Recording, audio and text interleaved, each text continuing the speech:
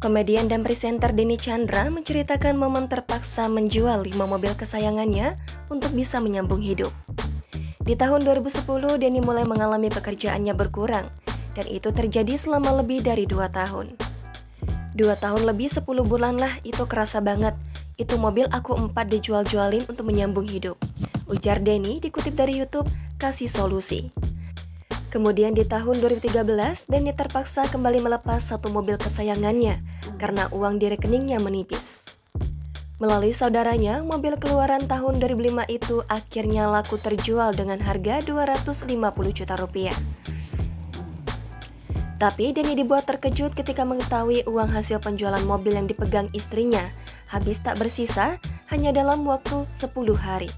Setelah ditanya lebih lanjut, ternyata uang tersebut digunakan oleh istri Denny untuk mendaftar ibadah haji.